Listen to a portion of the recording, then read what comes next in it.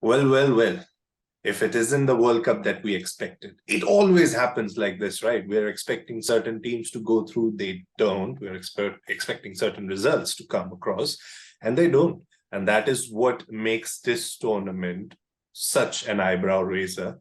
Hello, I'm Rahul Pandey, and welcome to Express Sports. Talking to me today about the FIFA World Cup, what's been going on, what can happen in the weeks to come, is our man on the ground, Sandip Gopal. Hello, Sandip, joining Hi, us hi, all hi. the way from Qatar. How's this World Cup been treating you? Yeah, I mean, it's been a very hectic kind of a World Cup, but I mean, you have to travel here okay, because it's a compact World Cup. You have to go there, you have to go here. I mean, it's kind of and 4 days, 4 games a day. I mean, that uh, it takes a lot out of you. Yeah, but otherwise, games have been fabulous, man. I mean, there've been some high quality games, and there've been a lot of upsets. There've been a lot of entertaining games, a lot of superb goals. So it's been and all these big guys doing pretty well. So yeah, I mean it's been all happening out here. Yeah, definitely. And speaking of what happened last night, we of course saw the first two round of 16 fixtures being set, in the sense that Group A saw Netherlands and Senegal progress, Group B saw England and US progress. Pretty much what was expected, but there were quite a few twists in the journey for these four to be finalized out of Group A and Group B. Yeah, absolutely. Especially Senegal. I mean, it's hard. It must have been heartbreaking for Ecuador. They they played beautifully against Netherlands and could have actually won that match. And then losing to Netherlands in a kind of a chaotic game. It was unfortunate. Like I mean, but the other group was yeah. I mean, a lot of people expected Wales to go through, but like I mean, United States are not a bad team at all. Like I mean, Iran were not were never among the favorites to go through. But yeah, United it will always between United States and Wales and England also regained much of the fluency yesterday. I felt. I mean, in the second game was like I mean, uh, against Iran they were like I mean. It was so wonderful, and then again against United States they were so scrappy, and against then the sort of rekindle their old form. Yeah, definitely. And it did seem like the traditional England game under Gareth Southgate. It was Scotland last time around at the Euros, that nil-nil draw, that middle group match, which just has to happen for the team to find some sort of rhythm. And there have been more goals, though that has to be said, because during the Euro group stage, there were only 2 goals that saw England proceed through to the next round. And here they've scored, what, 9 goals? Which is fabulous when you see it in context of tournament football. But of course, they will face Senegal, good opponents. I think Yeah, shaping up nicely. yeah, but actually, Gareth Southgate will like that kind of a team. So with a little bit of a, they play with a little bit of width and leave a lot of spaces behind. He should ideally like Senegal, rather than Ecuador, who are kind of a stodgy, resilient team. Who can easily frustrate you. Uh, so ideally, England will start a favorite, sir, and Gareth Southgate should be quite happy with what he's got. But you never know. I Yeah. mean, this World Cup has been a World Cup of upsets. Saudi Arabia upsetting Argentina. So you never know. Well, that Japan. lends us a nice segue to go into Group C, because that has been some group. I mean, no one would have expected that out of the 4 teams, Argentina, Poland, Mexico, and Saudi Arabia would perhaps play the most consistent quality of football in that group, in the sense that they beat Argentina 2-1, coming back after conceding 1 and almost conceding 4, because 3 goals were Yeah. ruled offside in that first half. That was quite the first half. But then, the quality to come back, and just that word that you just used, resilience, just to push out numbers and, try and score that goal as early as possible in the first half, and then to frustrate Argentina. Even against Poland, I thought, they had quite a few chances to win that one, especially the Yeah, penalty. penalty. But then again, Yeah. yeah, Wojciech Szczesny making, I think, 3 spectacular saves in that Yeah. match. So, yeah, that just leaves this group pretty open going Yeah. into the third round of matches. Argentina, of Uh, course, taking on Poland, and Saudi Arabia taking on Mexico. Which two do you see progressing through this group? I think I see Argentina progressing. and Poland. Poland. Yeah. Yeah. Poland Because yeah, please Poland continue. can technically progress even if they lose, no? Yeah. Yeah, If they don't but lose by it's just that thing about Argentina, which has probably scared most of their supporters. It's the ways that they found, the avenues that they found to score goals, from that Copa America win to the La Finalissima, or the amount of matches they played in the build up to this tournament, and then all of a sudden now they do seem like a team that's counting on their captain a lot, just as they did back in 2018. Yeah, I mean 2014 as well.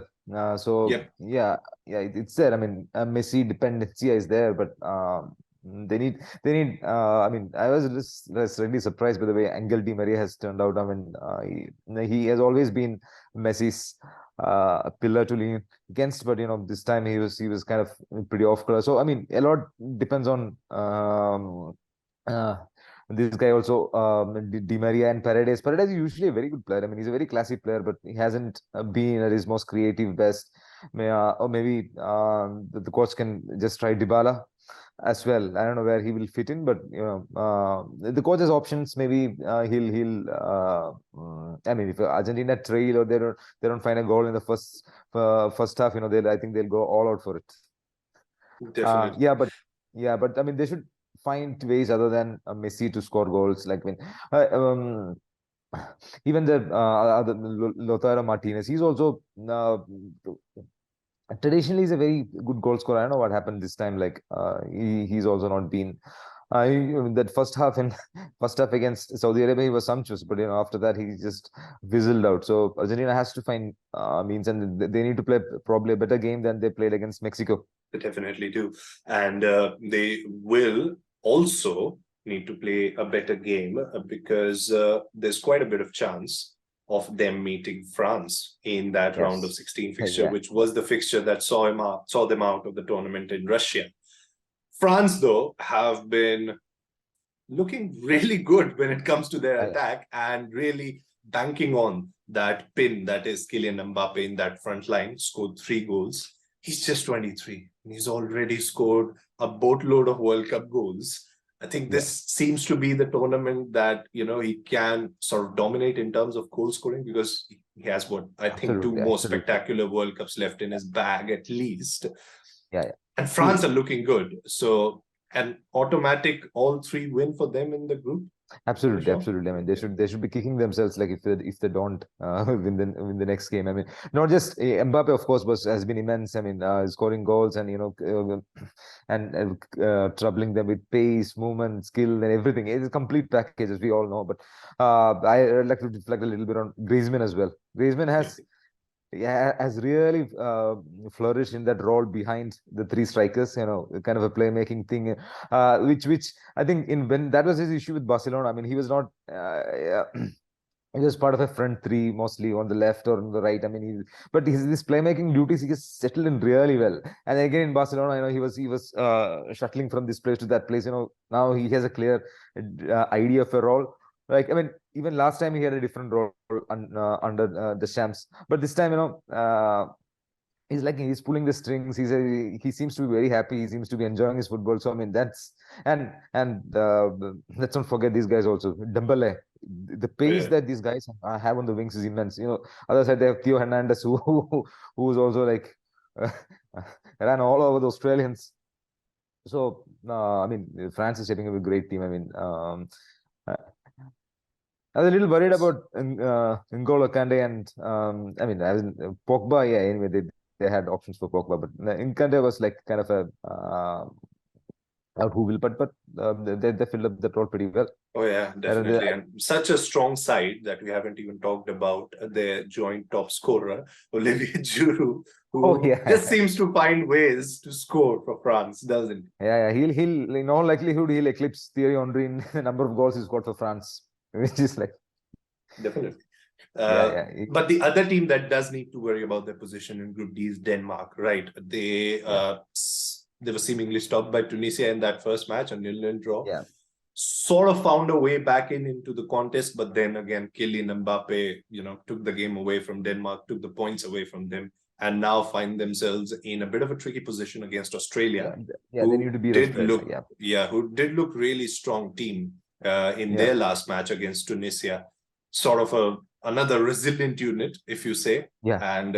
I think Denmark would need a win going into this one. I don't know, Denmark has been a pretty strange team. Like, I mean, usually they are very kind of a fluent kind of a team, but this time they've struggled in a lot of finding that fluency. I mean, despite Eriksen being in great form, somehow the notes have jarred. Somehow they've not looked the team they were in the Euros. And haven't been able to find ways to score those goals, right? But let's move on to Group E, where one team has certainly found ways to score goals. We're talking, of course, about Spain, who bashed Costa Rica on match day 1. Had there been just one win that we wanted to choose, which was dominant in all ways, shapes, and forms, it would have been that Spain 7-0 win against Costa Rica. Absolutely. Costa Rica didn't even get to give Spain a goal kick in that match, which was as dominating as Spain were throughout the entirety of that match. But against Germany, bit of a tricky fixture. That was always going to be a bit of a tricky fixture. I mean, 1-0, and then Germany found a way. Spain were never going to be as expansive as they were against Costa Rica against in the Germany game, and Germany also in many ways a similar kind of a team. High pressing, possession keeping team, like and then there was a reputation as well of Germany. So they were not Spain were not fully expansive. Like, I mean, but they still played a great game, and now Germany find themselves in a bit of a bother, but I think Germany can pull it off. Yeah, they'll have to, because Japan, on the other hand, facing Spain, Costa Rica are the opposition that Germany face. Comparatively, if one team has to be more comfortable on match day 3, it will be Germany, right? It will be Germany, it will be Germany. I mean, but they shouldn't leave anything to Spain beating Japan. I think they should beat Costa Rica, and that will be a pretty handsome margin.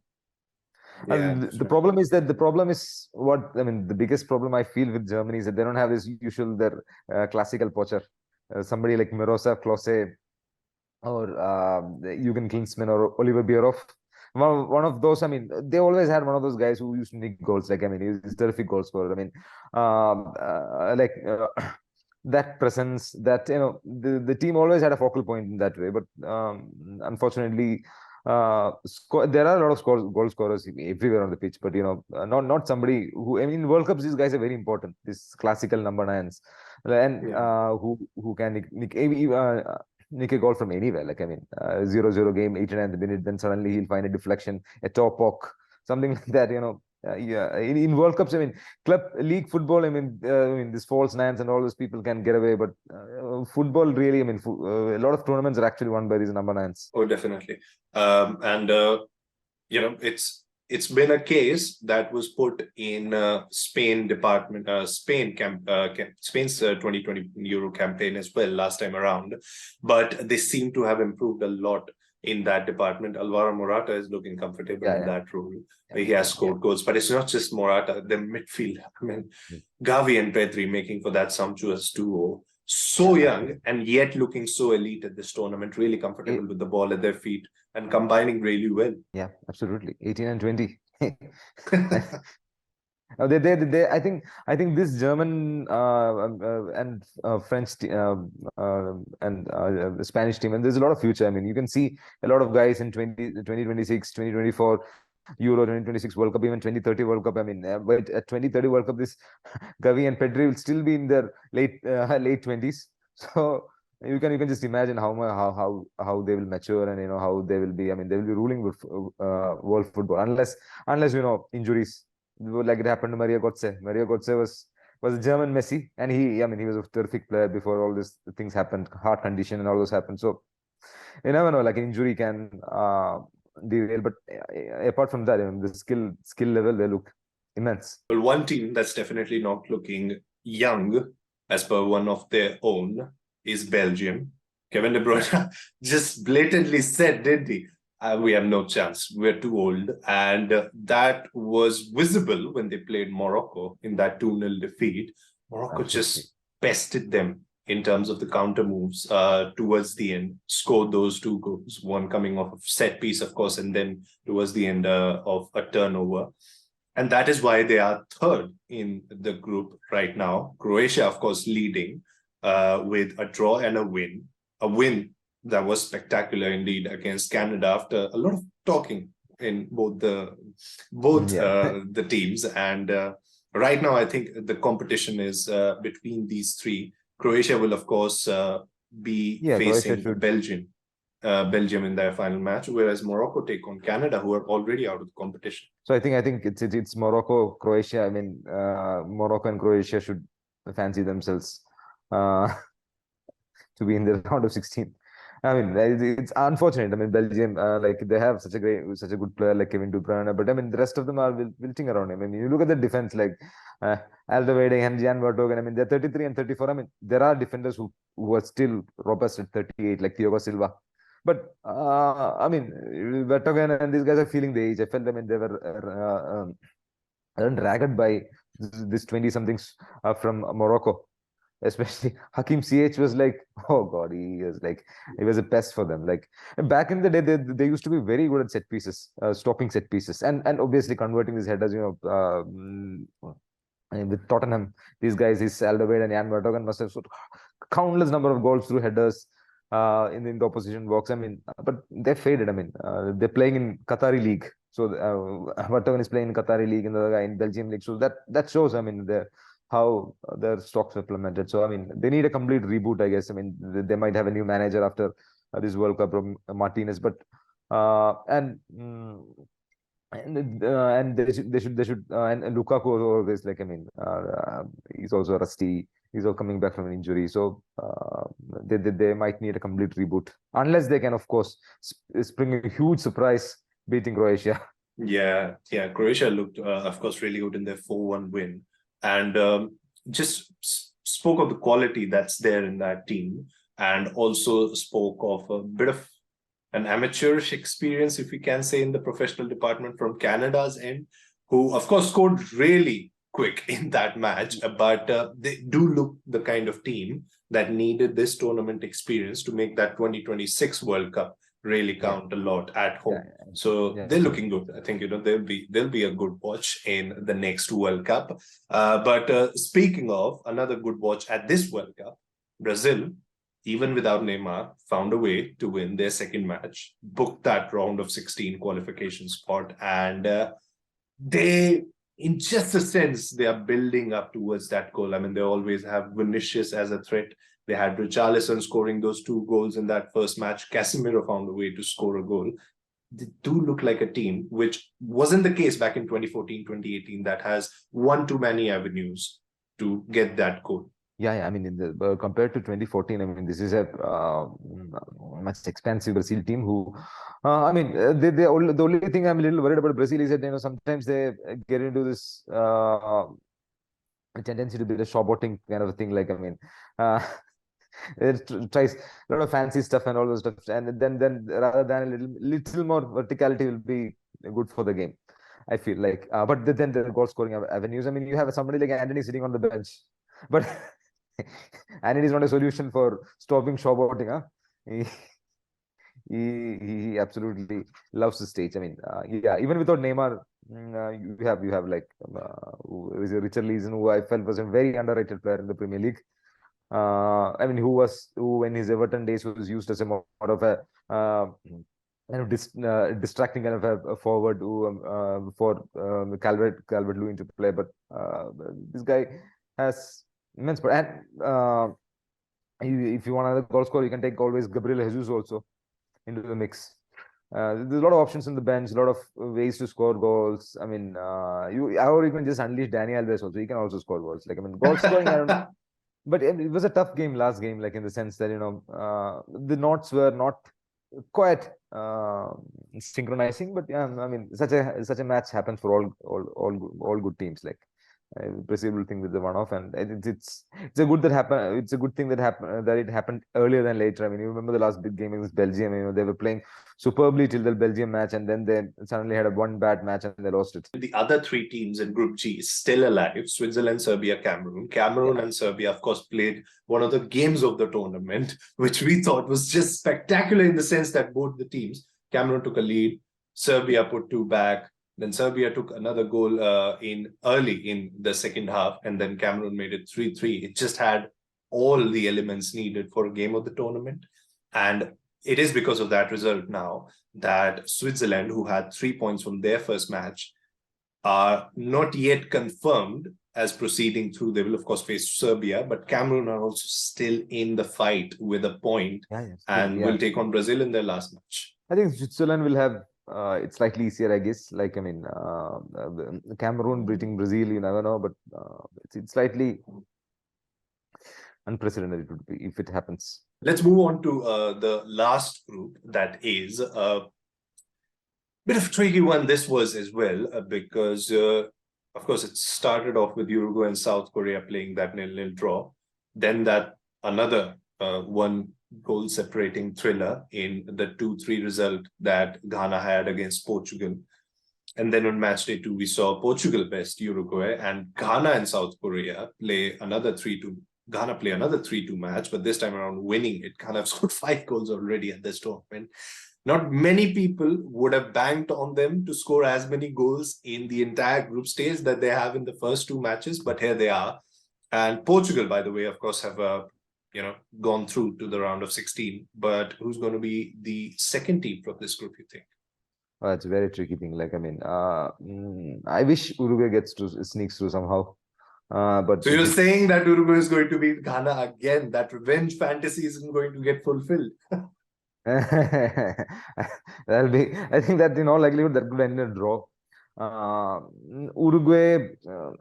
I mean, it's clear. I mean, Cavani and both Cavani and Suarez have, like, I mean, feeling the rage.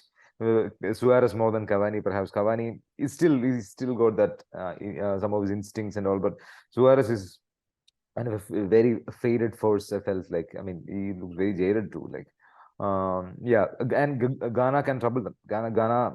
I wouldn't be surprised at all if Ghana beat them.